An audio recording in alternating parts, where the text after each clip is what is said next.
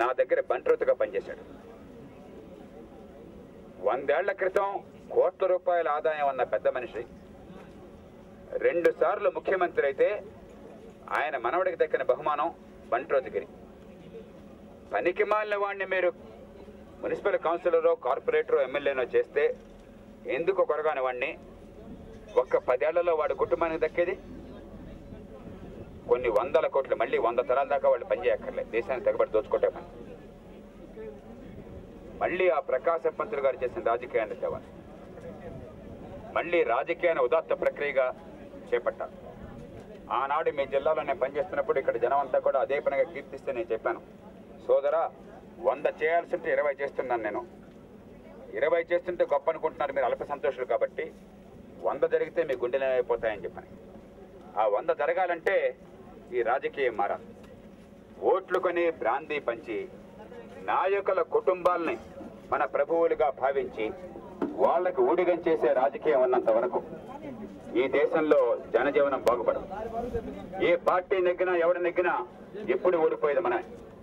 అందుకే ఎక్కడో తారల చుట్టూ, కోట్ల రూపాయల అక్రమార్జన పరుల చుట్టూ, రాజకీయాన్ని వ్యాపారంగా చేసిన వాళ్ళ చుట్టూ, నాయకుల కుటుంబాల చుట్టూ తిరిగే రాజకీయాన్ని ఇక్కడ వేటపాలెంలో, ఇక్కడ చీరాలలో, ఇక్కడ కొండపిలో, ఇక్కడ ఎర్రగొండపాలెంలో, కంబంలో, ప్రతి ఊళ్ళో, ప్రతి మండలంలో, ప్రతి పట్టణంలో ఇక్కడ జనం చుట్టూ తిప్పాలనే రథయాత్ర మొదలెట్టాం.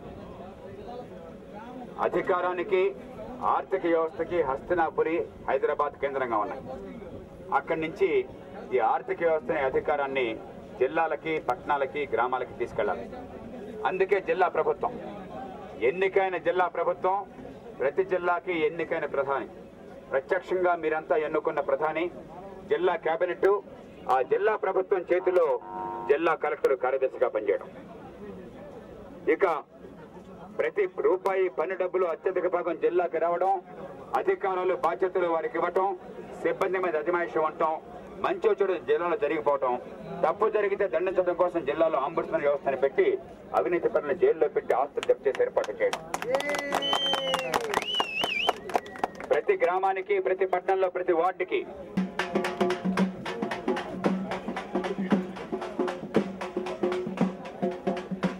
జనాన్ని గొర్రెల్లాగా తరలించడం, నాయకుల కుటుంబాల చుట్టూ తిప్పడం, ప్రజలు కేవలం ఓటు బ్యాంకులుగా భావించడం, కోట్ల రూపాయల అక్రమార్జన చేసిన వాడికి అధికారం ఇచ్చి వాడి చుట్టూ రాజకీయాన్ని, అధికారాన్ని తిప్పడం.